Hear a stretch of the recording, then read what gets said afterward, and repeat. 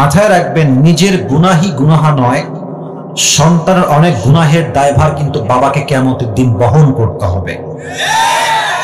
যদি কিয়ামতের দিন আল্লাহর বিচারের কাঠগড় থেকে নিজেকে বাঁচাতে চান, আপনার ছেলেকে অল্প বয়সের চরিত্রবান মেয়ে দেখে বিয়ে দিয়ে দেন, সামনে আসতে শিখতে। আপনারা ঠিক বললেও ঠিক, না বললেও ঠিক। এর কারণ হচ্ছে, আমি কোনো কথা ফানিলি বলছি না, don't take it as no funny, no, আমার কথা স্পষ্ট, ক্রিস্টাল ক্লিয়ার। আপনি যদি আপনার ছেলেকে সঠিক বয়সে বিয়ে না দেন, আপনার ছেলে যত ঘাটে পানি খাবে প্রত্যেকটার দায়ভার কিয়ামতে আপনাকে বহন করতে হবে। আব্বাজান রাইট টাইমে বিয়ে দিয়ে দেন। তবে হ্যাঁ, আব্বাজান বলবে, হুজুর আপনাকে এত ভালোবাসি, আপনি কি বললেন, আমার সাথে তখন ইনকাম করাই শেখে নাই। একটা সলিউশন দিচ্ছি আব্বাজান, শোনেন। আপনি আপনার ছেলেকে বলেন যে, বাপ তুই বিয়ে কর, তোর বউকে 2 বছর আমি চালাবো, যা। বাপ কি একটা মেয়ের 3 বেলার খাবার দিতে পারে না? এক কথা কারে কই, পারে না? পারে না? পারে, কিন্তু কেন দেয় না? মনোমাইন্ড খারাপ সমাজের জন্য। বলে যে একটা সামাজিকতা আছে, মেয়ে আসবে রাজকন্যার মতো, পালকিতে আসবে, BMW-তে আসবে, ওই দেওয়া লাগবে, 10 লাখ দেনমোহর হবে। এই চিন্তা করতে করতে সমাজে জেনার সংখ্যা বেড়ে গিয়েছে, বিয়ের সংখ্যা কমে গিয়েছে। আপনার ভাইরা, আব্বাজান আপনি আপনার ছেলেকে সাপোর্ট দেন মেন্টালি এন্ড ফাইন্যান্সিয়ালি। আল্লাহ আমার বাবাদেরকে বোঝার তৌফিক দান করুন, পড়া আমিন।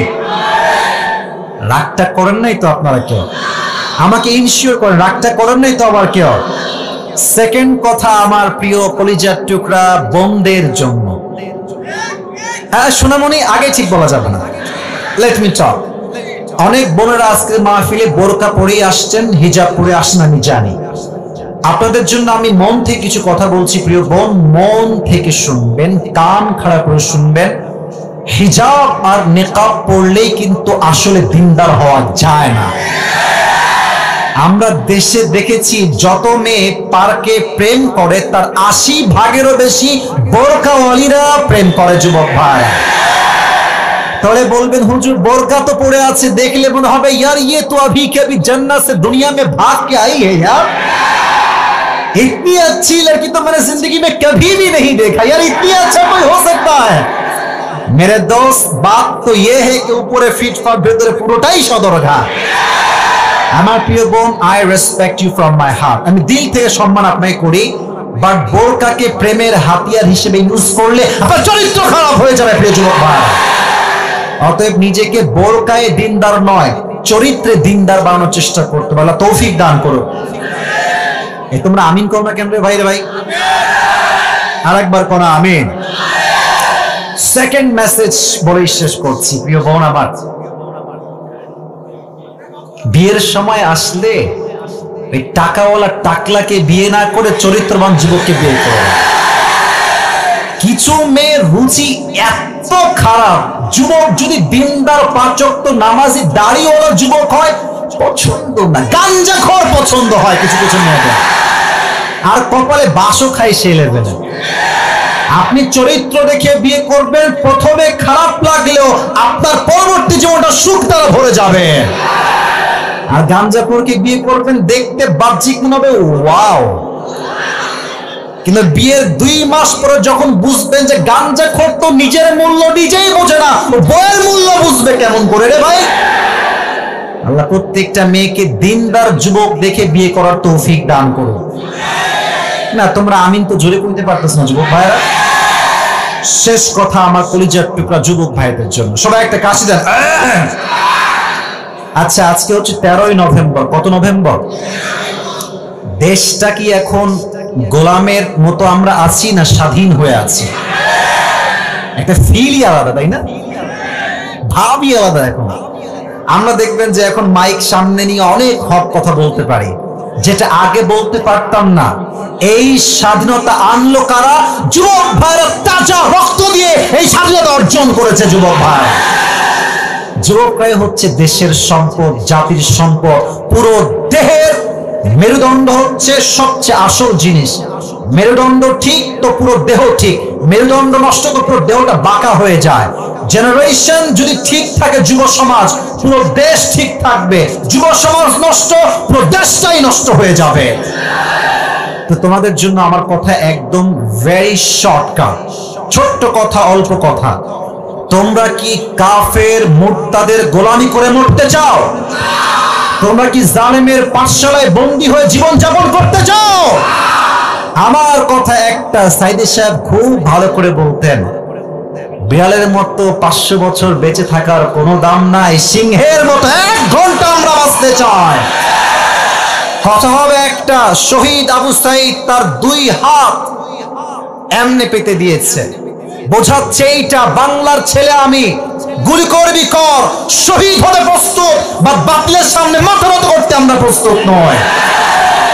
ও বুঝিয়েছে যে মুসলমানরা কাপুরুষের সন্তান নয়, মুসলমান তো বীর পুরুষের জাতেরা।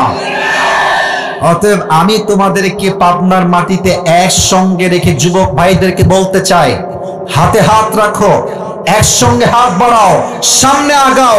কথা হবে একটা, আল্লাহর এই জমিনে আল্লাহর দ্বীনকে কায়েম করতে হলে, আল্লাহর রাষ্ট্রকে কায়েম করতে হলে, কোরআনের রাষ্ট্রকে কায়েম করতে হলে জীবন দিতে প্রস্তুত, রক্ত দিতে প্রস্তুত, শহীদ হতে প্রস্তুত। কাকে প্রস্তুত? হাত তুলে আল্লাহকে দেখায় দাও।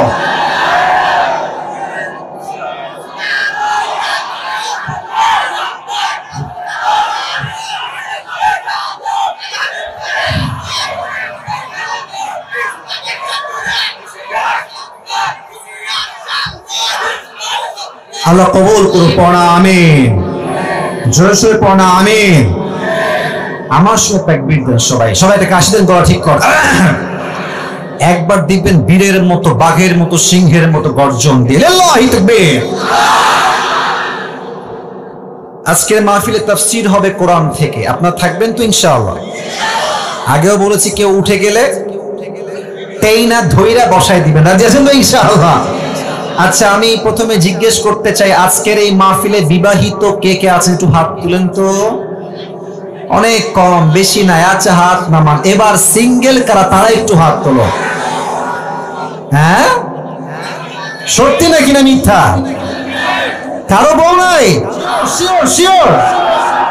সামনে শীতকাল, খুব কষ্টে তোমরা আছো আমি জানি।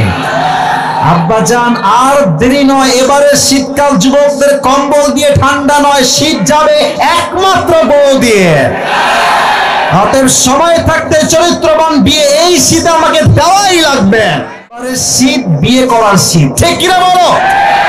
আল্লাহ সবাইকে দিনদার নেককার বউ দিয়ে পড়া আমিন। আমরা 3টা তাকবীর দিব, বিবাহিতরা একটা দিবেন, অবিবাহিত আরেকটা দিবেন, আর সবাই মিলে আরেকটা দিব। দেখবো কার জোর আজকে কত বেশি। বিবাহিতরা প্রথমে একটা গলা কাশি দেন, দেখবো কে জিতে আজকে। বিবাহিতরা সবাই রেডি আছেন তো ইনশাআল্লাহ? সবাই বিবাহিতরা, সিঙ্গেলরা চুপ থাকো না, তোমরা হেরে যাবা।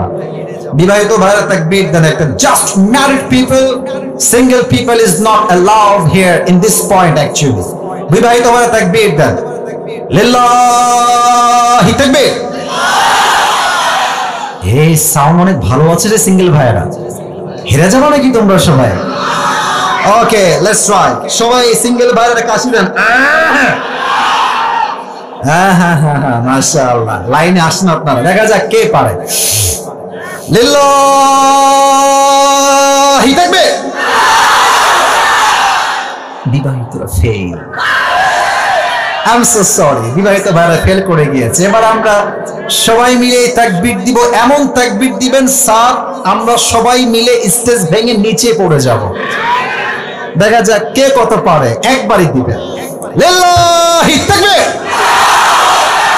আল কোরআনের আলো। ভুল হয়েছে, সরি টু সে দ্যাট। আমাদের বলতে হবে সংসদে যাও, কারণ আমি আসিফ সারা জীবন ওয়াজ করে তা করতে পারবো না সংসদে আইন পাশ করলে যা বাস্তবে রূপ ধারণ করবে।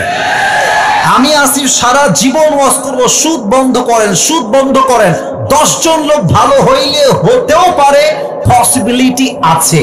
বাট আজ যদি সংসদে আইন পাশ হয়, যেই সুদ খাবে 10 বছরের জেল, এই দেশের সুদটা 1 মাসেই বন্ধ হয়ে যাবে। আমরা বলবো সংসদে যান। Let's try again together. আল কোরআনের আলো, আল হাদিসের আলো, কোরআন হাদিস যেখানে, জোরে কোরআন হাদিস যেখানে, আলেম ওলামা যেখানে, পাবনাবাসী যেখানে, ঈশ্বরদীবাসী যেখানে, আল্লাহ তাআলা মন থেকে দোয়া করছি, আল্লাহ কবুল করুন, পড়া আমিন। আমি তাফসীর শুরু করছি, একটা অ্যানাউন্সমেন্ট দিয়েই তাফসীর শুরু করতে চাই। আজকে আপনাদের পাবনাদের ভাইদের জন্য, পাবনার ভাইদের জন্য একটা গিফট নিয়ে আসছি আমার পক্ষ থেকে, নেবেন তো? দেখে খুব নরমাল মনে হচ্ছে, normal but it's brand man, show off করলাম, ভাব নিলাম একটু বেশি। তো এটা কেন বললাম, ভাবটা নিলাম যে এটা আমার টুপি, অনেক শখের টুপি, নিজে অর্ডার দিয়ে বানায় নিয়ে আসছি আমার সাইজে আর কি। তো এই টুপিটা আমি আজকে গিফট করতে চাই যে কোনো একজন যুবককে, বা যে কোনো একজন মুরব্বীকে, বা যে কোনো একজন ছোট্ট বাচ্চাকেও দিতে প্রস্তুত আছি আমি, বাট যোগ্যতা লাগবে একটা। কয়টা? কথা কোন কয়টা? আমি আসিফ এখন যে আয়াত থেকে তাফসীর বা যে সূরা থেকে তাফসীর পেশ করব, আমার পুরো লেকচারটাই হবে কনস্ট্রাকটিভলি ইনশাআল্লাহ, পুরোটাই গঠনমূলক হবে। যদি কোনো যুবক, আচ্ছা একটা সুযোগ আছে, আপনি চাইলে আপনার অ্যান্ড্রয়েড ফোন বা আইফোনের নোটপ্যাডে লিখতে পারেন, নো প্রবলেম এট অল, চাইলে লিখতে পারেন। অথবা আপনি চাইলে আপনার ডায়েরিতে কলমে লিখতে পারেন, no problem, not a big deal. তবে হ্যাঁ, ওয়াজ যখন শেষ হয়ে যাবে, পুরো আয়াতের তাফসীর বা সূরার তাফসীর যখন শেষ হয়ে যাবে, আমি বলবো আমি যা যা বলেছি কে বলতে পারবে, একজন দাঁড়াবেন, একজন সুযোগ দেওয়া হবে। যদি আপনি আমার প্রশ্ন অনুযায়ী উত্তর করতে পারেন, তবেই আজকে এই টুপিটা আপনার মাথায় আমি পরিধান করাই দিব। রাজি আছেন? একটু কমে গেছে ইনশাআল্লাহ, বলেন সবাই ইনশাআল্লাহ। শেষ তাকবীর দেন, লিল্লাহি তাকবীর।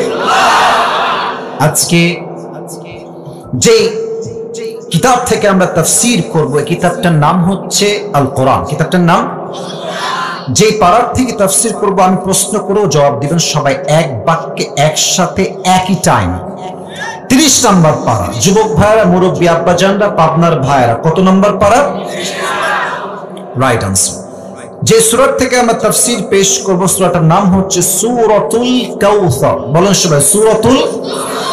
এটা হচ্ছে কোরআনুল কারীমের সবচেয়ে বড় সূরা। বড় না ছোট? শুধুই কি ছোট না সবচেয়ে ছোট? আচ্ছা, এই সূরার আয়াত সংখ্যা হচ্ছে মোট 3টা। বলেন সবাই কয়টা? ওদিকে সাউন্ড খুবই কম, লেটস ট্রাই अगेन। কয়টা? এই সূরার রুকু হচ্ছে জাস্ট একটা। বলেন সবাই কয়টা? এই সূরাটা হচ্ছে কোরআনুল কারীমের 108 নম্বর সূরা। 100 কত নম্বর সূরা? 8। আর এই সূরার শেষ এন্ড ফাইনাল কথা হচ্ছে এটা মাদানী সূরা নয়, এটা হচ্ছে মাক্কি সূরা। সুবহানাল্লাহ পড়েন সবাই। এবার আসুন আমরা তাফসীরের দিকে ঢুকে যাই। ইমাম সানাউল্লাহ তানিপত্তি রাহমাতুল্লাহি আলাইহি লিখেছেন, কেউ যদি কোরআনের কোন একটা সূরা অথবা ভার্স অথবা চ্যাপ্টারের তাফসীর করতে চায়, 5টা বিষয়ে কথা বলা সবচেয়ে জরুরি। হাত দেখাচ্ছি, আঙ্গুল দেখে বলেন তো পাবনার ভাইয়েরা কয়টা বিষয় জরুরি? There are 5 things that is most important to talk about. কথা আপনাকে বলতে হবে 5টা বিষয় যদি আপনি তাফসীর করতে চান।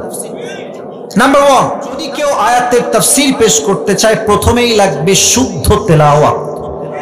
যার আয়াত পড়াই সহি না, তার তাফসীরের দাম 2 পয়সা আল্লাহর কাছে নাই। ঠিক আছে কিনা বলেন?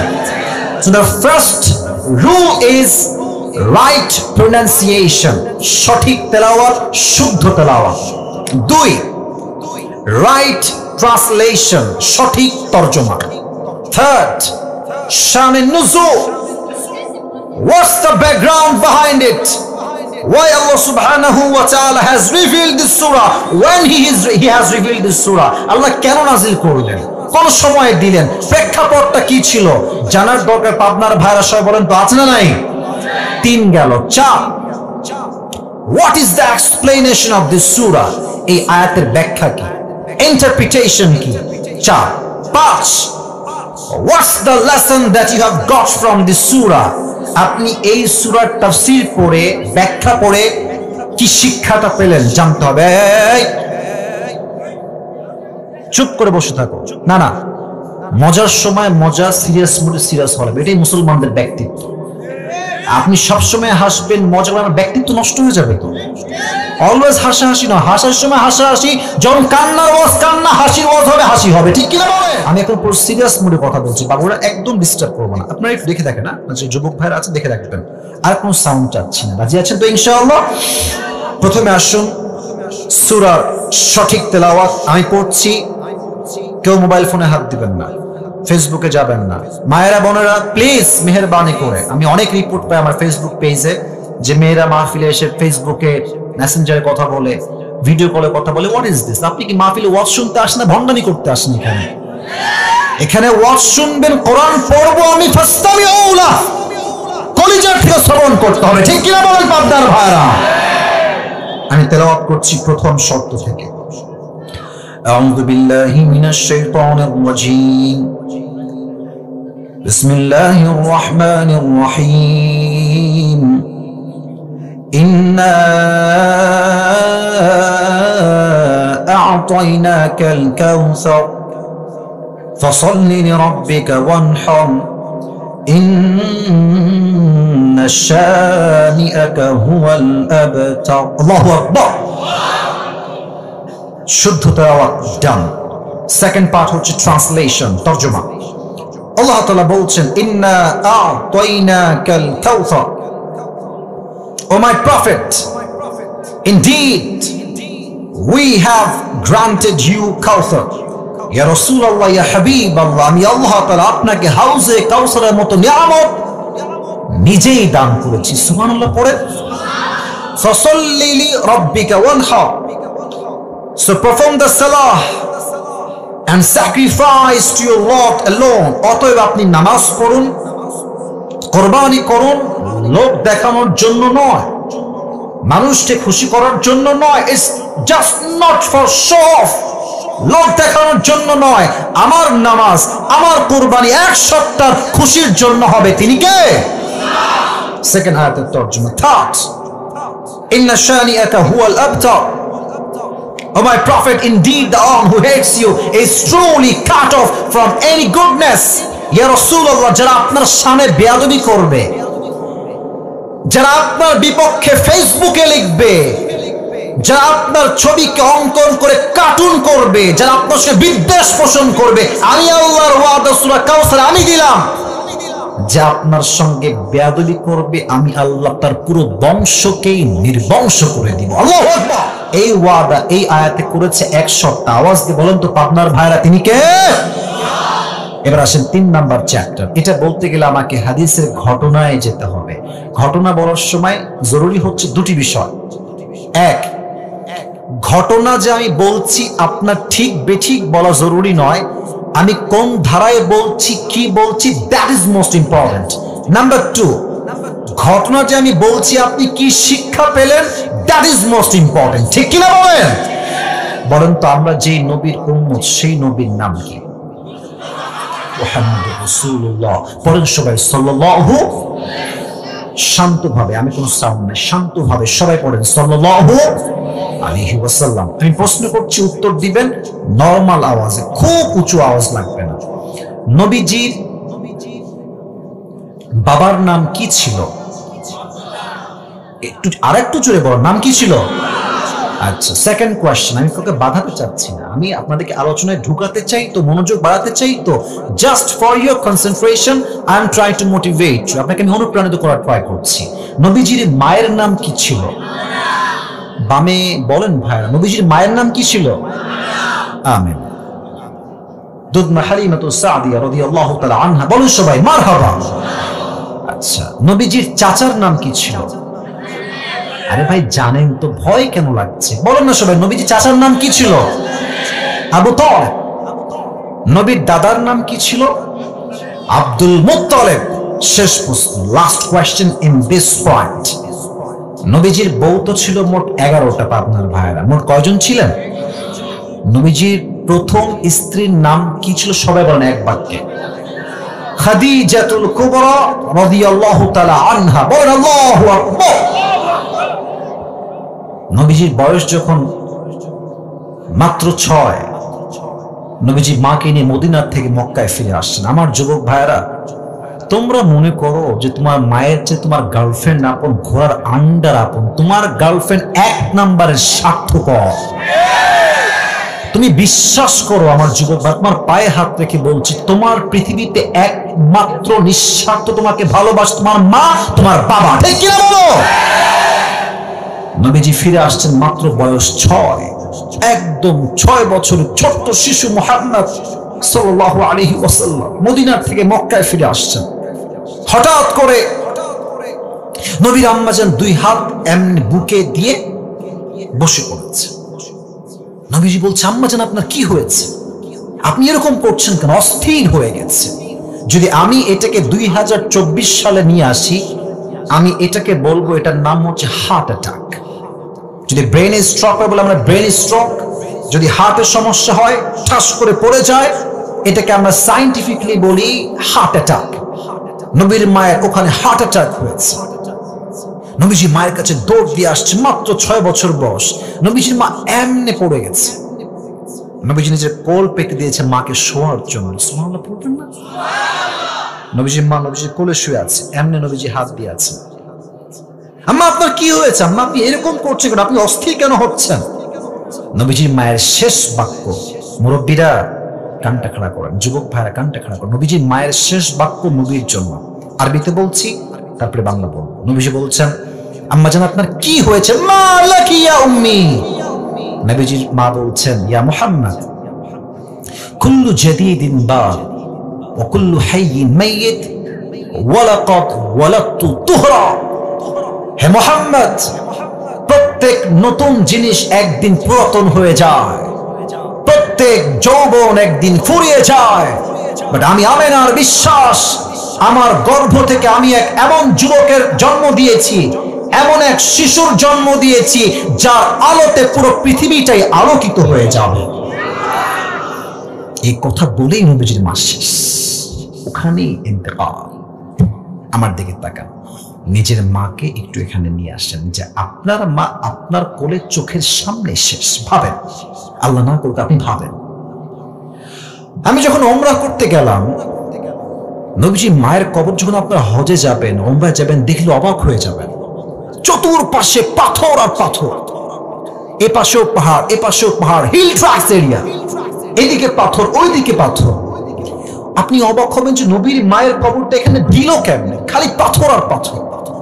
কোন মতে পাথরগুলো হটিয়ে নবীর মাকে কবর এমনি ওখানেই দিয়ে দিয়েছে। কবর যখন দিয়ে দিয়েছে, নবীজি মায়ের কবরে, আমার হাত দেখেন, আমার কপাল দেখেন, এমনি ভুট হয়ে আছে। আমি দেখাতে পারছি না exactly at that way, but আমি বলছি কি, আমার চেহারা দেখেন, এমনি ভুট হয়ে গেছে, 2 হাত এমনি কবরে রেখে দিয়েছে। ডাক দিয়ে বলছে, আম্মা জান আপনি কোথায় গেলেন? আপনাকে ছাড়া আমি বাসায় ফিরে যাব না। আম্মা আপনি কোথায় গেলেন? এদিকে উম্মে আইমান, নবীজির দাসী ছিলেন একজন উম্মে আইমান, এমনি নবীর হাত ধরে টানছে, মুহাম্মদ কাম ব্যাক, ফিরে আসো, তোমার মা কখনোই ফিরে আসবে না, বের হয়ে আসো, চলো বাসায় চলো। এমনি টেনে হিচড়ে ধরে পাহাড় থেকে নিচে নেমে গেছে, অনেক দূর নিয়ে গেছেন মুহাম্মদ সাল্লাল্লাহু আলাইহি ওয়াসাল্লামকে। নবীজি মায়ের মায়া এত বেশি ছিল, ওই দূর থেকে আবার উম্মে আইমানের হাতকে এমনি ছিটকে ছেড়ে দিয়ে আবার মায়ের কবরে দৌড় দিয়ে চলে আসছে। সুবহানাল্লাহ! কাকে বলে মায়ের ভালোবাসা? দীর্ঘ 57 বছর পর, হায়াতের শেষ জীবনে 63 বছর বয়সে নবীজি আবার মায়ের কবরে আসছেন। এসে বলছে, এই সাহাবা একরাম তোমার সবাই বাসায় ফিরে যাও, আমি এখানে একাই থাকবো। নবীজি মায়ের কবরে একাই আছেন। আমি নবীজির আকৃতি বুঝাবার জন্য আমার কাছে স্পেস নাই। দেখবেন মাঝে মাঝে বাচ্চারা চকলেট চাইলে যদি আপনি না দেন, দেখবেন যে এই 2 হাঁটু এই পর্যন্ত তুলে আর এই 2টা হাত দিয়ে এমনি কাঁদে। আমার কথা কি বোঝা যায়? এই 2 হাঁটু তুলে এই বুক বরাবর নিয়ে আসে, দেখবেন দেওয়ালের সঙ্গে হেলান দিয়ে এমনি চুপ করে পাগলের মতো কাঁদে বাবুরা, বাচ্চারা। নবীজি 63 বছরের জীবনের শেষ মুহূর্তে হায়াতের নবীজি মায়ের কবরের কাছে এমনি হাঁটু তুলে 2 হাত এমনি ঢেকে দিয়ে বসে বলছে, আম্মা যান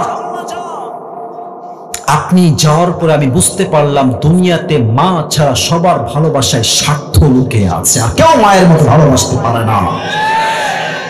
এক নাম্বার বাক্য মায়ের কবরের সামনে। দুই নাম্বার বাক্য, এটা খুবই সেন্সিটিভ। দুই নাম্বার বাক্য নবীজির মায়ের কবরের সামনে। নবীজি বলছে, আম্মা জান, যদি আপনি বেঁচে থাকতেন, আবারও বলছি হাদিসটা, I repeat again, I quote again, আমি আবার বলছি, ও আম্মা জান, যদি আপনি বেঁচে থাকতেন দুনিয়ার জমিনে, আমি আপনার কত খেদমত করতাম। ভালো করে শুনেন, এশার নামাজ আমি পড়তাম, আল্লাহু আকবার, দাঁড়িয়ে গেছি নামাজে, সূরা ফাতিহা পড়ছি, নামাজে দাঁড়িয়েছি নামাজে, আর আমার মা ওই ঘর থেকে বলছে, ইয়া মুহাম্মদ। আমি আবার বলছি, নবীজি বলছে আমি নামাজ দাঁড়িয়েছি, এশারের নামাজ, আমার মা বলছে ইয়া মুহাম্মদ। আমি নবীজি নামাজ ছেড়েই বলতাম, লাব্বাইক আম্মা জান, আপনার খিদমতে আপনার সন্তান হাজির হয়ে যাবে।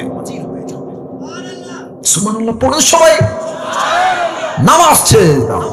থাক কথা, শেষ কথা, আম্মা জান, যদি আপনি আমার মা হয়ে দুনিয়ায় বেঁচে থাকতেন, আমি আপনার এত খেদমত করতাম, এত খেদমত করতাম, এত খেদমত করতাম, পুরো পৃথিবী ইতিহাস হয়ে থাকতো যে মাকে ভালোবাসলে এইভাবেই ভালোবাসা যায়। সুবহানাল্লাহ।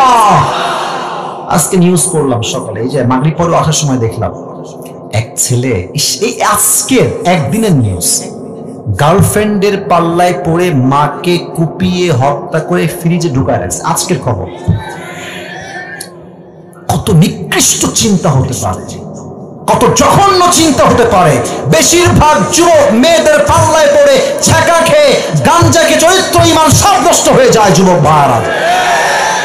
তখন সে ভালো কাজ আর খারাপ কাজের মাঝে কোনো পার্থক্য খুঁজে পায় না। নবীজি এমনি কাবার সাথে হেলান দিয়ে কাঁপতেছে, আনাস আসছে, এসে বলছে, ইয়া রাসূলুল্লাহ, আপনার মন খারাপ কেন? আপনার চোখের কোঠায় পানি কেন ইয়া রাসূলুল্লাহ? নবীজি ডাক দিয়ে বলছে, আনাস, আমি হচ্ছে এমন একজন নবী, জন্মের পূর্বে আমার মা নাই, আমার বাবা নাই, জন্মের 6 বছর পরে আমার মা নাই, চাচা আবু তালেব সেও বিদায় নিয়েছে, আব্দুল মুত্তালিব সেও বিদায় নিয়ে চলে গিয়েছে, আমার একমাত্র কলিজার টুকরা বউ আম্মাজান খাদিজা সেও বিদায় নিয়েছে, আমাদের আম্মাজান। সুবহানাল্লাহ পড়বেন না নাউজুবিল্লাহ পড়বেন, হুঁচি হিসাবে আসবে না ভাই। না, আমি বলছি যে সুবহানাল্লাহ পড়বেন, নাউজুবিল্লাহ আপনার হিসাবই আসবে না। কারণ একটা মানুষের জীবনে এত কষ্ট শুনলে মানুষ তো অবাক হয়ে যায়, এত কষ্ট সহ্য করে কেমনে? আমাদের জীবনে একদিন অভাব, একবেলা খাইনি, বলে ভাই তুই কেমন আছিস? বলছে আমার জীবনে সুখ বলতে কিছুই নাই রে ভাই, আল্লাহ আমাকে কিছুই দেয় নাই। বাট নবীর এত কষ্ট, নবী যে একটা বাক্য বলছে, আলহামদুলিল্লাহ আলা কুল্লি হাল, যা হয়ে যাক যা, আমি আল্লাহর রহমতে অনেক ভালো আছি। সুবহানাল্লাহ পড়ে। তাহাজ বলছে, নবীজি কি কষ্ট আর বলেন? বলছে আমার কানে খবর আসছে আম্মার ইবনে ইয়াসিরকে, সাহাবায়ে কেরামদেরকে কাফেররা কি করেছে? ডান হাত দেখেন, ডান পা এক উটে বেঁধেছে এমনে, এক উটের সাথে, বাম পা আর এক উটের সাথে বেঁধেছে এমনে রশি দিয়ে, দুই উটকে দুই দিকে ছেড়ে দিয়েছে। উটের চাপে এমন ভাবে চাপ লেগেছে, পুরো দেহের এই রান দেহ থেকে বিচ্ছিন্ন হয়ে আলাদা হয়ে গেছে। আমার কানে খবর আসছে বেলাল রাদিয়াল্লাহু তাআলা আনহুকে কাফেররা দুই হাত এমনে দিয়ে, এখানে একটা প্যারেক, এখানে একটা প্যারেক, আর বুকের উপরে বিশাল লম্বা একটা পাথর চাপিয়ে এইভাবে শুয়ে রেখেছে মরুভূমির উত্তপ্ত গরম বালুর ভেতরে। আমার কানে খবর আসছে কাফেররা সুমাইয়া রাদিয়াল্লাহু তাআলা আনহাকে শহীদ করেছে এমন ভাবে, আমি বলবো কেমনে, আগে রেপ করেছে সবাই মিলে। আমি বলতে লজ্জা লাগে, বাট আমাকে হাদিসটা না বললে আপনারা ইসলাম যে কত কষ্টে আসছে আপনি টের পাবেন না। এদিকে দেখেন, একটা মেয়েকে, রাগ করবেন না আমার কথাটা হাদিস থেকে বলছি, সব কাফেররা গণধর্ষণ করেছে। নাউজুবিল্লাহ তো কিছু পড়েন না আপনারা ভাই। এবার তার এক পা এই দিকে দিয়ে বেঁধে দিয়েছে, আর এক পা এই দিকে দিয়ে দড়ি দিয়ে বেঁধে দিয়েছে, আর কাফেররা সবাই মিলে তীর এমনে তাক করে সুমাইয়া রাদিয়াল্লাহু তাআলা আনহার লজ্জাস্থানে তীর মেরে জায়গায় শহীদ করে দিয়েছে। একটা মেয়ের কি পরিমাণ কষ্ট আপনি চিন্তা করেন তো। সমস্ত কাফের মিলে ধর্ষণ করেছে, আর তার দুই পা দুই দিকে টানিয়ে রেখে দড়ি দিয়ে বেঁধে প্যারাক দিয়ে মেরে দিয়ে লজ্জাস্থানে তীর মেরে শহীদ করেছে। আল্লাহু আকবার, কি স্যাক্রিফাইস, কি জীবন, কি ঈমান, কি তাগড়া ঈমান তাদের। আর কাফেররা বলছে মুহাম্মদ, নাউজুবিল্লাহ, এবার জোরে বলবেন, বলছে মুহাম্মদ তোরে তোর রব ভালোবাসে না, তাই তোর কোনো সন্তান দুনিয়াতে বেঁচে নাই, তুই হচ্ছিস লেজ কাটা বংশের মানুষ। এই কথা আমি তো বলছি ব্যাখ্যার জন্য, আমার বলতো আমার হাত পা কাঁপতেছে, আমি কেমনে নবীর সামনে কথা বলতে পারি? বলছে তোর বংশের লেজ কাটা, তো কোনো পুত্র সন্তান বেঁচেই নাই। আচ্ছা বলেন তো, এই যে এতগুলো হাদিস বললাম নবীর জীবন থেকে, আপনার কি মনে হয় পাবনার ভাই, নবীর জীবনে কষ্ট কি কম না অনেক বেশি? আমাকে বলেন, অনেক কম না অনেক বেশি? এমনি হেলান দিয়ে নবীজি বসে আছেন। তো দেখেন, এই যে কথা বলছি, ডানে বামে কত যুবক মুরব্বী তাকায় আছেন আমার দিকে। একবার ডানে তাকাই, একবার বামে তাকাই, একবার সারের দিকে তাকাই, এদিকে তাকাই, মাঝে মাঝে নিচের দিকেও তাকাই। তো আনাস কথাগুলো শুনতে শুনতে এত কান্না পেয়েছে আনাসের, আনাস মাথাটা নিচু করে, এখন কিন্তু হাদিসের মেইন পয়েন্টে আমি আছি, মূল কথায়, এমনি মাথাটা হালকা করে নামিয়েছে, কথা বলতে বলতে, in the middle of conversation, কথার মাঝেই মুখটা হালকা নামিয়েছে। জাস্ট 30 সেকেন্ড পরে চোখ তুলেছে, নবীর দিকে তাকিয়েছে। একটু আগে নবীর দুই চোখ বেয়ে বেয়ে পানি ঝরছিল, অশ্রু ঝরছিল। 30 সেকেন্ড পরে তাকিয়ে দেখছে নবীজির পুরো চেহারায় উজ্জ্বল ঝলমলে মুচকি হাসি বের হচ্ছে। সুবহানাল্লাহ। আনাস বলছে, নবী হে, কথা বলো না, থাক না, ওভাবেই থাক, কথা বলো না। ইয়া রাসূলুল্লাহ, আপনার চোখে তো পানি ছিল, আপনি হাসছেন কেন? নবীজি ডাক দিয়ে বলছে, আজ আমার হাসির কারণ হলো আমি সত্যি অনেক কষ্টে ছিলাম, বাট আমার কষ্ট দূর করার জন্য আল্লাহ রাব্বুল আলামিন এই মুহূর্তে আমাকে হাউজে কাউসারের মতো নিয়ামত এখনই জিবরাইল দিয়ে গিয়েছে। সুবহানাল্লাহ। এখন প্রশ্ন করবে আপনার অনেক যুবক ভাইরা, মুরব্বী, আচ্ছা হুজুর আপনার ওয়াজ সবই বুঝলাম, নবীর হারিয়েছে 4 জন পুত্র সন্তান, নবী কষ্টে আছে, তো সন্তানের জায়গায় সন্তান দিলে সান্ত্বনা হয় যে ঠিক আছে সন্তান হারায় গেছে নবী, আপনি এই আর একটা সন্তান, বাট কোথায় সন্তান? হ্যাঁ, তাফসীরের চ্যাপ্টার বুঝবেন, আউল ফাউল কথা না, তাফসীর বোঝেন। কোথায় সন্তান আর কোথায় পানি? পাবনার ভাড়া কোন তো বাহ্যিক ভাবে পানির সঙ্গে সন্তানের কোনো মিল কি আছে? বোঝে নাই, কোনো মিল কি আছে? আমি আসিফের ছেলে মরে গেছে, আমি কষ্টে আছি, আল্লাহ বললো আচ্ছা যাও, ছেলে মরে গেছে, তোমাকে একটা মেয়ে সন্তান দিলাম, এটা নিয়ে সান্ত্বনা পাও। স্যার আমার কথা কি ঠিক আছে? আল্লাহ বলছে আপনাকে আমি হাউজে কাউসার দিলাম, হারিয়ে গেছে সন্তান, আল্লাহ দিচ্ছে হাউজে কাউসার, পানির মাঝে সন্তানের মাঝে তো বাহ্যিক কোনো মিল নাই, তো নবীজি হাসলেন কেন?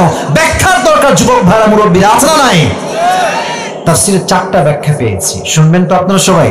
একজন যুবককে আমি চাই, লাল গেঞ্জি, লাল লাল লাল লাল, বসো, লাল বাবাজি উঠা যাবে না, একদম মশরুম ছাড়া, যদি জরুরত হয় উঠবেন।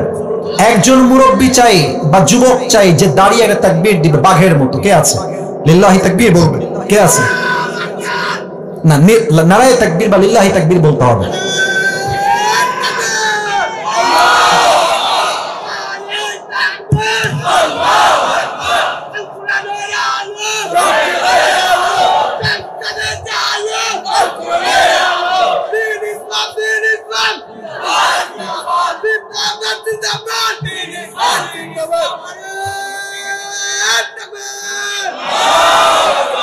আপনাদের সবার সাউন্ডের চাইতে ওর একটা সাউন্ড অনেক বেশি। হ্যাঁ, তোর বউ কনফার্ম রে? আল্লাহকে দিনদার নেককার বলতে দিক পড়াবে। এক, বসে পড়ো, বসে পড়ো, আর কথা না। 1 নাম্বার ব্যাখ্যা, নবী হাসলেন কেন? আচ্ছা, আমরা যে শেষ নবীর উম্মত, আমরা সবাই খুশি না বেজার? দিল থেকে বলেন নাই তো, খুশি না বেজার? আল্লাহ বলছে নবী আপনার 1 নাম্বার হাসির কারণ হবে এইটা যে আপনার 4টা মাত্র পুত্র সন্তান তুলে নিয়েছি, that's fine, okay cool, but আপনার এই 4টা সন্তানের পরিবর্তে আমি আল্লাহ তাআলা আপনাকে কোটি কোটি রূহানি সন্তান দুনিয়াতে দান করব। সুবহানাল্লাহ। নবীজি হেসেছেন। 2 নাম্বার কারণ, অসাধারণ কারণ। আচ্ছা, এই দেশে পীরের ছেলে পীর এরকম আছে না নাই পাবনার ভাইরা? অনেকের বাবা পীর ছিলেন, দাদা পীর, খুব ভালো ছিলেন তারা, বাট ছেলে পীর হয়েছে যোগ্যতায় নয়, বাপ পীর, তাই ছেলে পীর। বাপ ছিল আল্লাহওয়ালা, বাট ছেলে গাঞ্জা খাইয়া কলকিটাই না কুল পায় না। ঠিক আছে কিনা? আর বিশেষ করে কিছু মেয়েরা মাজারে গিয়ে, বাবা আমার একটা মেয়ে লাগবে, বাবা আমার একটা ছেলে লাগবে, বাবা আছে না নাই? বলো প্রিয় আম্মা জান, আচ্ছা, আপনারা কি মাজারে কখনো গেছেন? আরে ভাই, গেছেন কিনা বলেন সবাই। দেখবেন যে মাজারের যে এন্ট্রান্স, যে মেইন ফটক গেট, দেখবেন কিছু ফকির থাকে একদম গেটে, হাতে থালা থাকে। পাবনার ভাইরা কি থাকে? ঠিক বললে হবে না, বুঝতে হবে কি বুঝাই। আপনি পুরো বছরে গেছেন মাত্র একদিনই, এই যাই ঘুরে আসি, বাবার দরবার দেখে আসি, দ্যাটস ফাইন, কুল, গেছেন। প্রিয় ভাই, আপনি বছরে গেছেন একবার চাইতে, আর এই ফকিরের বেটা ফকির পুরো জীবনটাই মাজারেই বসে আছে। ফকির এমনি থালা পেতে আপনাকে আগেই মেসেজ দেয় যে বাবুরে, বাবা যদি কিছু দেওয়ার ক্ষমতা রাখতোই, তোর আগে আমি বড়লোক হয়ে যেতাম। বুঝলে বুঝপাতা, না বুঝলে তেজপাতা। আপনি যদি বাবার দরবারে চান মুসলমান ঘরের সন্তান হয়ে, আপনার মতো মূর্খ হয়ে জমিন আর দ্বিতীয় কেউ হতে পারে না। আল্লাহ বলছেন, নবী, যদি আপনার সন্তান বেঁচে থাকতো দুনিয়াতে, এমন একটা ফিতনা তৈরি হতো যে আপনার আগামীর প্রজন্ম আপনার সন্তানকে নবী বানিয়ে ফেলতো। যেমন ভাবে, ভালো করে শুনবেন, যেমন ভাবে আদম আলাইহিস সালামের সন্তান শীশ আলাইহিস সালাম নবী, ইব্রাহিম আলাইহিস সালামের সন্তান ইসমাঈল আলাইহিস সালাম নবী, ইয়াকুব আলাইহিস সালামের সন্তান ইউসুফ আলাইহিস সালাম নবী, দাউদ আলাইহিস সালামের সন্তান সুলাইমান আলাইহিস সালাম নবী। যদি তাদের সন্তান নবী হইতে পারে, তো আপনার সন্তানদেরকে উম্মতরা আবেগে পড়েই নবী বানিয়ে ফেলতো, ঠিক কিনা বলো? এই জন্য আমি আপনার সন্তানকে ছোট্টবেলাতে উঠাই নিয়েছি। 3 নম্বর ব্যাখ্যা আরো অসাধারণ। আপনার সবাই মিজানুর রহমান আজহারীর নাম শুনছেন? শুনছেন তো, আসতে কেন, জোরে বলেন, শুনছেন না? আজহারী সাহেব তো অনেকে ভাবে পাবনায় আসে নাই, ভুল ধারণা, পাবনায় উনি আসছেন, but he was nothing at that time. তাকে কেউ চিনতই না। আপনি ইউটিউবে সার্চ করবেন, পাবনায় তিনি এসেছেন, পাবনাতে মাহফিল এখনো রাখা আছে। মুলকের তাফসীর তিনি করেছেন, আমি নিজে শুনেছি সেই ওয়াজটা। তো সামনে এখন যে লোক আছে আমার সামনে, এর চাইতে মাত্র 3 গুণ লোক কম ছিল, মানে কম ছিল, বেশি না। এখন তো তার পরিস্থিতি এমন যে বাংলাদেশে এমন কোন স্টেডিয়াম নাই যেখানে তার মাহফিল লোকের জায়গা দেওয়া যাবে। আপনি বলবেন তাফসীরের মাঝে আজহারীর নাম কেন আসলো? এখানে রিলেটেড বিষয়টা। আচ্ছা, উনি যখন খুব ফেমাস, আকাশে উঠছে একদম, অনেক লোক, আমাদের মতো কিছু হুজুররা ফতোয়া দিয়েছিলাম আমরা কাফের। কথা বলেন, কথা বলেন, কথা বলেন।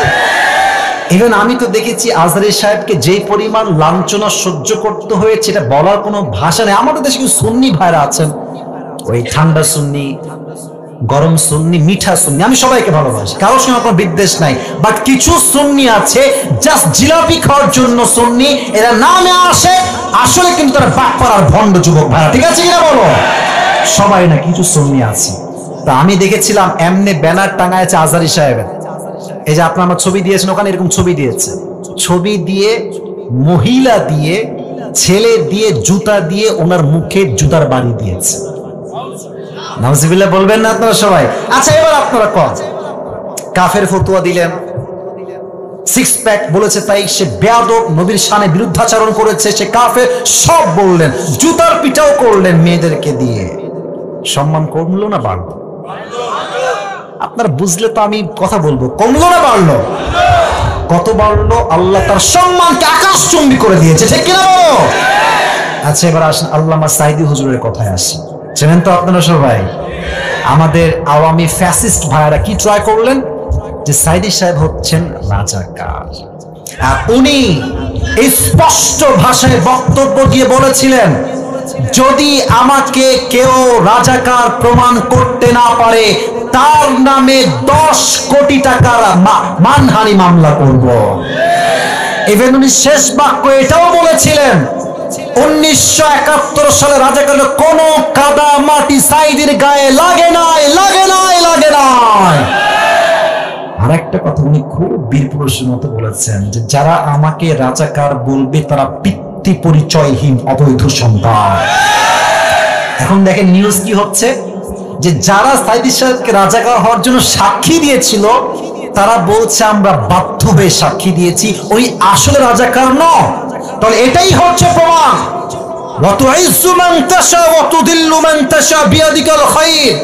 সম্মান দেওয়ার মালিক আল্লাহ তাআলা, অসম্মানের মালিক আল্লাহ তাআলা। যখন সে কাউকে উঠাইতে চায়, তাকে না আমার অধিকার যোগ্যতা কারো কাছে থাকে না যুবক ভাইরা? আল্লাহ বলছেন নবী, কাফেররা আপনাকে বলছে লেজ কাটা বংশের সন্তান আপনি, আপনার কোনো সন্তান দুনিয়াতে বেঁচে নাই। এই যে আপনার কাফেররা পাগল বলে, গালি দেয়, আপনাকে পাগল বলে প্রচার করতে চায়, আমি আল্লাহ রাব্বুল আলামিন কাফেরদের সমস্ত অপপ্রচারকে আমি আপনার পক্ষের শক্তি হিসেবে কবুল করে নিব। সুবহানাল্লাহ। কাফেররা যখন মক্কায় হজ করতে আসছে, হাজী সাহেবরা, আবু জেহেল ডাক দিয়ে বলছে, হাজী সাহেবরা শোনো, এই মক্কার জমিনে একজন নতুন পাগল আবির্ভাব ঘটেছে। এই পাগলের কথা যেই শুনবে সেই জাদুগ্রস্তের শিকার হয়ে যাবে। মানুষের স্বভাব হলো এরকম, যেই কাজটা নিষেধ করবেন ওই কাজটা করে বেশি। কথা ঠিক আছে কিনা বলেন? তো কাফেররা বলছে নবীজি হচ্ছে পাগল। এখন হাজীরা বলছে এই পাগলটা কে, একবার দেখতে তো অবশ্যই হবে। সবাই মিলে গেছে নবীকে দেখতে। এইদিকে তাকান, এই যে আঙ্গুলটা এমনে দুই কানে দিয়েছে, এভাবে সব হাজিরা গেছে নবীকে দেখতে। পাগলটা আসলে কে? নবীর কাছে গিয়ে দেখছে এত সুন্দর চুলগুলো পরিপাটি, এত সুন্দর দেহের ভাব, চেহারা, বডি স্ট্রাকচার, তার দেহের গঠন, তার চেহারা লাবণ্যতা দেখে, সৌন্দর্য দেখে, তার চুলের এত সুন্দর কাটিং দেখে, এত গোছালো কাটিং দেখে হাজিরা বলছে এই লোক তো জীবনেও পাগল হইতে পারে না। ঠিক কিনা বলে? এবার তারা এই কান থেকে হাত উঠিয়েছে, তো দেখছে নবীজি মধুর কণ্ঠে কাবার সামনে বসে বসে সূরা রহমান তেলাওয়াত করছে। সুবহানাল্লাহ। ওই জায়গাতে হাজী সাহেব নবীর কণ্ঠে সূরা রহমান তেলাওয়াত শুনে বলছে তার আদর্শ জাস্ট আমরা গ্রহণ করব না, পুরো বিশ্বে তার আদর্শ ছড়িয়ে দিব। আল্লাহু আকবার। এই অপপ্রচারকে আল্লাহ প্রচার শক্তি বানিয়েছে, তার নবীজি হেসেছেন। 4 নাম্বার ব্যাখ্যা বলছি, একজনও ওঠেন নাই আর একজনও উঠবেন না, বলেন সবাই ইনশাআল্লাহ। আল্লাহ বলছেন নবী, হাউজে কাউসারের মূল্য আপনি দুনিয়ায় বুঝবেন না, বুঝবেন কবে? যেদিন কিয়ামত কায়েম হয়ে যাবে। আচ্ছা বলেন তো, কিয়ামতের দিন এই মাঠ, এই মাটি, এটা কি মাটি থাকবে না তামা হয়ে যাবে? কথা বলেন, মাটি থাকবে না তামা হয়ে যাবে? তামা হবে কেন? সূর্যের 12টা মুখ সূর্য পুরো দুনিয়ার এই মাটির দিকে ছেড়ে দিবে কিয়ামতের দিন হাসরের মাঠে। রোদের তাপে পুরো জমিনটা আঙ্গারের মতো তামা তামা হয়ে যাবে। মানুষগুলো তৃষ্ণায় তাদের জিহ্বাগুলো কুকুরের মতো এমনি ঝুলতে থাকবে। আল্লাহর হাবিব বলেছেন সেই মুহূর্তে যেই বান্দা হাউজে কাউসার থেকে এক ঢোক পানি পান করবে, আল্লাহ তাকে কিয়ামত পর্যন্ত আর তৃষ্ণার মাঝে ফেলবে না। সুবহানাল্লাহ। আচ্ছা, এখানে একটা বাচ্চাকে দেখলাম না, এখন উঠলো মনে হয়। বাচ্চাটা কোথায়? বাচ্চাটা ওই যে, ওকে একটু এদিকে নিয়ে আসেন তো। আমি আয়াতের তাফসীর করার জন্য ডাকছি, এখন ধমক দিব না, একটু এদিকে নিয়ে আসেন। বাবু, এখানে একটা বাবু আছে না? ওই যে বাচ্চা একটা, ওই যে বাচ্চা তোমার রুমালের পেছনে, এই যে মেড, এই যে বাচ্চা চলে আসছে। বাবু তোমার নাম কি সোনামণি? জিসান। আচ্ছা, ওর বয়স কত হবে? এই 5, 6, 4, 5। আচ্ছা, ওকে 1 মিনিট দাঁড়ান, ওকে 1 মিনিট রাখেন। ওর দিকে তাকান তো সবাই। ওকে আমি ডাকলাম, দেখে বললাম এই শোনো, তুমি এই গ্লাসে করে বা এই বোতলে একটু পানি নিয়ে আসো। দেখবেন যে ঠিক আছে হুজুর নিয়ে আসছি, দেন, যাবে নিয়ে আসবে, কোনো রিয়াকশন নেই। আচ্ছা, আর একটা পয়েন্ট দেখেন। ওকে আমি ডাকলাম, তাফসীর বোঝানোর জন্য এক্সাম্পল দিচ্ছি। এই বাবু এদিকে আসো। ওকে দিলাম চকলেট, আইসক্রিম, কোন, তারপরে আপনার চকলেট, এদিকে আপনার চিপস, আবার দিলাম 500 টাকা দিয়ে বললাম বাবু যাও 1 গ্লাস পানি নিয়ে আসো। এমন দৌড় প্যান্ট খুললেও টের পাবে না। কেন বললাম এই কথা? আপনি যদি কারো দিয়ে কোনো কিছু চাইতে চান, পেতে চান, কিছু কাজ করাতে চান, কিছু নেওয়ার আগে কিছু দেওয়া লাগে। বাবু তুমি যাও, এবার তুমি যাও, বাবু তুমি যাও। দেখেন আল্লাহ নবীকে দিলেন হাউজে কাউসার। এবার বলেন তো নবীর কষ্ট কি কষ্ট আছে না হাসি দিয়ে পরিবর্তন হয়ে গেছে? নবী হাসতেছে। সুবহানাল্লাহ পড়বেন না নাকি আপনারা ভাই? আল্লাহ বলছে এই তো সুযোগ, নবী আমার খুশি আছে, 2টা কাজ দিয়ে দেয়। আল্লাহ বলছে নবী আপনি খুশি, এবার 2টা কাজ বুঝে নেন। কি কাজ করবেন? 1, ফাসাল্লি লিরাব্বিকা ওয়ানহার, নামাজ পড়বেন কোনো ব্যক্তির জন্য নয়, কোরবানি করবেন কোনো ব্যক্তির জন্য নয়, 1 সপ্তাহের জন্য করবেন। তিনি কে? এখন প্রশ্ন হতে পারে হুজুর আল্লাহ চাইলে ফাসাল্লি ওয়ানহারও বলতে পারতেন, যে আল্লাহর জন্য নয়, জাস্ট নামাজ পড়ো, কোরবানি করো। আল্লাহর জন্য আল্লাহ কেন বললেন? কারণ আমাদের কিছু নেতা আমরা দেখেছি, রাগ করবেন না তো, নেতার কথা বললাম, রাগ করবেন না তো আপনারা সবাই? আমরা অনেক নেতা 5 আগস্ট আগে দেখেছি যারা মাহফিলে আসলে এমন একটা ভাব, बाप रे ये कौन है, कहां से आया, ये कहां से आया है ये। বিশ্বাস করেন এমন নেতা ভাব দেখলে মনে হয় কনফার্ম জান্নাতি, বাট এক ওয়াক্ত নামাজ ঠিক মতো পড়ে না যুবক ভাই। আচ্ছা, আপনাদের উত্তরবঙ্গে একজন আলেম আছেন, সিনিয়র আলেম, ওনার নাম হচ্ছে বজলুর রশিদ হুজুর। নাম তো শুনছেন অনেকে নাকি? উনি কিন্তু খুব সুন্দর মজার মজার কথা বলেন। আর আমার দাড়ি কিন্তু দেখবেন ওই মেহেদি দেওয়ার দাড়ি, হ্যাঁ, মুরব্বী টাইপের, ওনারা চিনেন সবাই। উনি একটা কথা সেদিন বলছেন, আমি কি বলবো? বলার পারমিশন থাকলে বলবো, না হয় বলবো না। বলা কি যাবে? বলা কি যাবে? উনি টাঙ্গাইল বা বগুড়া, নাম স্পষ্ট বললেন না, ওয়াজ করছিলেন। তো মনে করেন ওয়াজ জমে ক্ষীর, মানে হচ্ছে সবাই খুব মনোযোগ দিয়ে ওয়াজ শুনছেন। নেতারা খুব চালাক, যখনই ওয়াজ জমে যাবে গাড়ির বহর নিয়ে আসবে, আর চামচা তাই কিন্তু চামচা, আমার নেতা চরিত্র ফুলের মতো পবিত্র, নামাজ পড়ে না এক অর্থ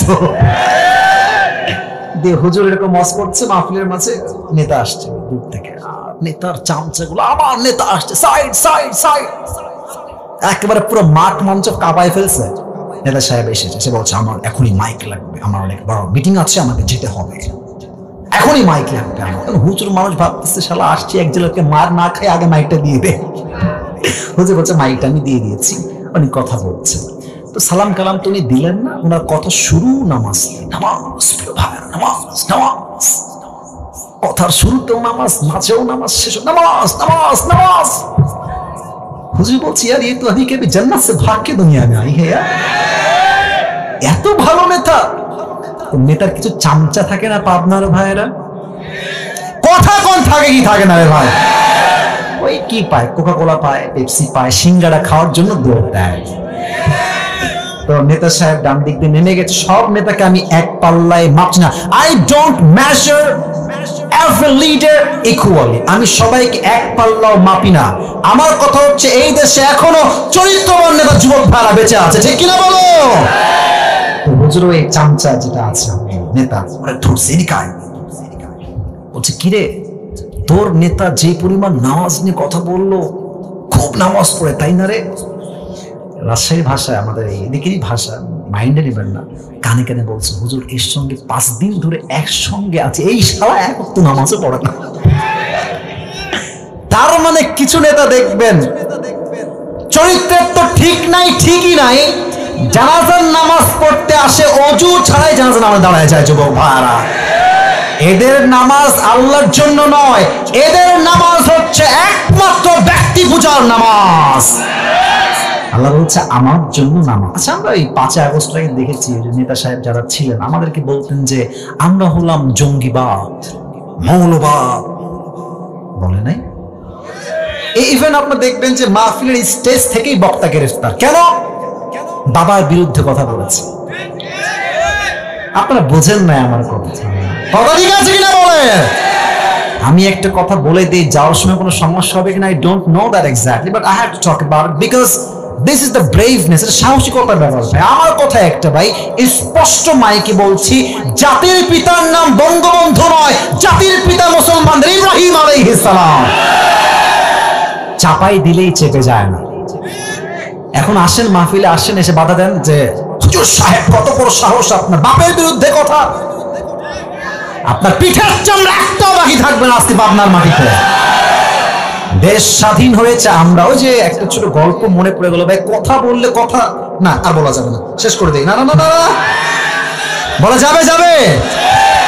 এই সাইদি সাহেব বলতেন একটা কথা যে ওই ডাকটা করবেন না তো আপনারা আবার, ওই সাপে আর ব্যাঙে ছিল খুব বন্ধুত্ব।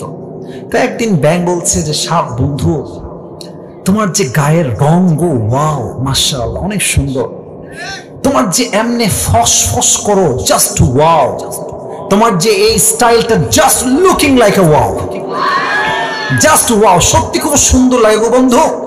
তবে বন্ধু তোমার একটা বিষয় আমার মোটেও ভালো লাগে না। সাপ বলছে কি বিষয় বন্ধু বলো আমাকে? বলছে বন্ধু তোমার রঙও ঠিকঠাক, ফসফসও ঠিকঠাক, সবকিছুই পারফেক্ট, বাট তুমি যখন হাঁটো বন্ধু এরকম টিং বিং করে হাঁটো, এই টিং বিংটা ভালো লাগে না। তো সাপ বলছে বেয়াদব, এত বড় সাহস, তুই আমার ভুল ধরিস, এমনি ফস করে উঠেছে। আর ব্যাং বলছে, ও বাবা এত প্রশংসা করলাম, ভাল লাগলো না, একটা বদনাম করলাম, গায়ে লেগে গেল। ব্যাং মারতে লাভ গিয়ে পড়ছে পুকুরে। আর এইদিকে ছিল এক রাখাল বাবা পাশে, বলছে কে রে ফসফস করলো? এসে দেখছে মাশাআল্লাহ সাপ মামা এমনে আছে। এদিকে রাখাল মামার হাতে ছিল বিশাল বড় এক বরকতুল্লাহ হেদায়েতুল্লাহ লাঠি, বিশাল বড় লাঠি। সাপকে দেখে ওর হাত সুরসুর শুরু করেছে, ওই জায়গায় বিসমিল্লাহ বলে শুরু। 5 মিনিটে বাড়াইয়া সমান করে সাপকে এমনি সোজা করে ফেলেছে। 2 ঘন্টা পরে ব্যাং বলছে, কি রে বন্ধুর কোনো ফসফস নাই, বন্ধু গেল কোথায়? পুকুর থেকে উঠে আসছে, দেখছে আয় হায় বন্ধু তো একদম সোজা। কাছে আসছে, দেখছে বন্ধু আর জিন্দা নাই, বন্ধু মহিলা ভূত হয়ে গেছে, ফেনামেনা সব বের হয়ে গেছে। এবার ব্যাং কাছে এসে বলছে, সাপ বন্ধু সোজা তো আপনি হইলেন, তবে ফেনা বের হয়ে সোজা হইলেন, ফেনা থাকতে আর সোজা হইতে পারলেন না। তা আমার প্রিয় আওয়ামী লীগ ভাইয়েরা, আপনারা তো ভালো হওয়া কপালে লেখাই ছিল, তবে ভালো হইতে পারেন নাই, কারণ ক্ষমতার বালাই ছিল বড় একটা বালাই, ক্ষমতা আপনাকে ভালো হতে দেয় নাই। অনেক আওয়ামী লীগ করে ভাইরা জানে যে আমার নেতার চরিত্র নিকৃষ্ট চরিত্র, বা স্বার্থের জন্য তার পক্ষে তারা গুণগান গেয়েছে। ফসল্লি রব্বিকা ওয়ানহার, নামাজ পড়বা নেতার জন্য নয়, ব্যক্তি পূজার জন্য নয়, নামাজ হবে জাস্ট এক সপ্তাহের জন্য। তিনি কে বলেন তো? আমাদের ইসলামের দ্বিতীয় খলিফার নাম কি ছিল? ওমর ফারুক রাদিয়াল্লাহু তাআলা। আবার জিজ্ঞেস করছে, আমাদের ইসলামের দ্বিতীয় খলিফার নাম কি? ওমর ফারুক। শেষ হাদিস বলছি, শেষ ভালো যার সব। আমি দেখেন, আমি কিন্তু ওয়াজ শুরু করি 10:30টার সময়, আমার সময় হচ্ছে 1 ঘন্টা। আমি যুবকদেরকে বলেছি আমার ফর্ম দেওয়া আছে, তবে হ্যাঁ সব জায়গায় নিয়ম দিয়ে নয়, কিছু জায়গায় ভালোবাসা দিয়েও হিসাব করতে হয়। আমি 12টা পর্যন্ত ওয়াজ করতে চাই, আপনারা আমাকে সময় দিবেন তো ইনশাআল্লাহ? তাকবীর, আল্লাহু তাকবীর। ওমর ফারুকের কাছে একজন যুবক আসছে, তার নাম হচ্ছে আবু লুলু আল মাজুসি। ডাক দিয়ে বলছে, ওমর আমার যে মালিক আছে সে আমার কাছে প্রত্যেকদিন 6 দিরহাম চার্জ করে, আমি বড্ড গরিব হয়ে যাচ্ছি, আমার দ্বারা 6 দিরহাম দেওয়া সম্ভব নয়, তুমি কমায় এটাকে মাত্র 2 দিরহাম করে দাও। তো আপনার ভাড়া বলেন তো সবাই কয় দিরহাম? ওমর ফারুক বলছে, আবু লুলু আল মাজুসি তোমার ব্যবসা কি, তুমি কি কাজ করো? ডাক দিয়ে বলছে, ওমর আমি হলো চাকুর ব্যবসা করি, বিশাল লম্বা লম্বা খঞ্জর বানাই। খঞ্জর, ডান হাত দেখেন, এটাও চাকু, এটাও চাকু, মাঝখানে হচ্ছে খঞ্জর handle. This is called in Arabic world খঞ্জর, বাংলা আমরা বলি চাকু। তুমি চাকু বানাও, খঞ্জর। তোমার ব্যবসার লাভ তো অনেক বেশি রে ভাই, তোমার তো 2 দিরহাম নয়, 6 দিরহাম নয়, ইউ শুড বি চার্জ 10 দিরহাম অ্যাট লিস্ট, তোমার তো 10 দিরহাম চার্জ হওয়া দরকার। কাফের গেছে খেপে, একদম রেগে মেগে ফায়ার। আমি যেহেতু কাফের তাই তুমি আমার বেলায় হয়েছ গরম, আর সবাই যেহেতু মুসলমান তাই তুমি সবাই বেলায় নরম, তাই না অমর? একদম হুমকি দিয়ে বের হয়ে গেছে। সারা অমরকে হত্যা করবে কেমনে প্ল্যান করেছে, বিশাল লম্বা একটা খঞ্জর বানিয়েছে অমরকে হত্যা করবার জন্য। আচ্ছা, শীতকালে আমরা ওই ঠান্ডা লাগলে কি মুড়ি দিয়ে বাহিরে বের হই? হ্যাঁ হয়েছে হয়েছে, বলো সবাই, কি মুড়ি দেই? চাদর। দেখেন, এটা হচ্ছে খঞ্জর, এটা পেটের ডান দিকে রেখে এমনে ঢেকে দিয়েছে। কিন্তু সে তো মুনাফিক, রূপ ধারণ করবে কেমনে যে কেউ চিনতে পারবে না, সেটা চাদর নিয়েছে, 2 পাশে ঝোলানো শাল। পাকিস্তানের সবাই বলে শাল, আমরা বলি চাদর। তো 2 পাশে শালটা ঝুলিয়েছে। শালের এই পাশ অর্থাৎ চাদরের উপরের উপরি ভাগটা এমনে, মানে এই পার থেকে দিয়ে এই পর্যন্ত দিয়েছে, আর নিচ থেকে ডানের অংশটা এমনে দিয়ে এই বরাবর দিয়ে পুরো মুখটাকে ঢেকে দিয়েছে। কেউ চিনতে পারছে না কে এই ব্যক্তিটা, কে, এটা কি কাফের না মুসলমান, কেউ চিনতে পারে না। ওমর ফারুক ফজর নামাজ পড়াইতে আসছে, এসেই বলছে, সফু সুফুফাকুম, কাতার সোজা করো, কাঁধে কাঁধ মিলিয়ে দাও, আল্লাহু আকবার। হাত বেঁধেছেন। এবার আমার চেহারা কেউ দেখবেন না, এবার হাদিস বুঝতে চাইলে আমার হাত যতটুকু পেটের দিকে দেখা যায়, look at my hand, look at my belly side, এই যে পেটের দিকটা দেখে যতটুকু দেখা যায়। উনি প্রথমেই হাত বেঁধে সানা পড়েছেন, সূরা ফাতিহা পড়েছেন, কিরাত পড়েছেন, এরপরে আল্লাহু আকবার দিয়ে রুকুতে গিয়েছেন। Exactly at the same time পেছন থেকে আবু লুলু আল মাজুসি তার চাদরটাকে এমনি উড়িয়ে দিয়েছে, আর পেটের ডান দিক থেকে খঞ্জরটা বের করে এবার একবার ডান দিকে আমার হাতের দিকে তাকাবেন, শুধু একবার তাকাবেন, আবার নিচে তাকাবেন। এটাও ছুরি, এটাও ছুরি, এটা হচ্ছে হ্যান্ডেল ধরার জায়গা। এবার পেটের দিকে তাকাবেন, সবাই পেটের দিকে। এই খঞ্জরটা ধরে ওমর ফারুকের ঠিক পেটের ডান দিক থেকে শুরু করে এমনি একটা পোজ দিয়েছে, আবার এগেন এন্ড দেন এগেন, 3 বার এমন ভাবে চাকু দিয়ে আঘাত তার পেটে করেছে, পুরো পেটটা এমনি কেটে নাড়ি ভুঁড়ি সব পেট থেকে বাহিরে বের হয়ে গেছে, নাড়ি ভুঁড়ি সব বাহিরে বের হয়ে গেছে। ওমর ফারুক নামাজের মাঝে চিৎকার দিয়ে বলছে, কাতালানি আল কাফ, আমাকে একটা কুকুর হত্যা করেছে, আমাকে বাঁচাও। এমনি অজ্ঞান হয়ে পড়ে গেছে। আর ওই কাফের হত্যা করে যখন পেছন থেকে পালিয়ে যাবে, 7 জন সাহাবীকে এমনি এমনি এমনি যাকে সামনে পেয়েছে তাকে এমন আঘাত করেছে, হাদিস আসছে জায়গায় 7 জন সাহাবী নামাজের মাঝে স্পট ডেথ, জায়গায় শেষ। এবার 2-1 জন সাহাবী নামাজ ছেড়ে এসে ওমর ফারুককে তুলে সাইডে নিয়ে গেছে। ইয়া ওমর, মা লেখা, ইয়া ওমর, ওমর আপনি ঠিক আছে? আপনার কি হয়েছে? Omar Farooq is totally and completely senseless, কোনো চোখে দৃষ্টি নাই, কথা নাই, আওয়াজ নাই, বোবা, অজ্ঞান হয়ে গেছে।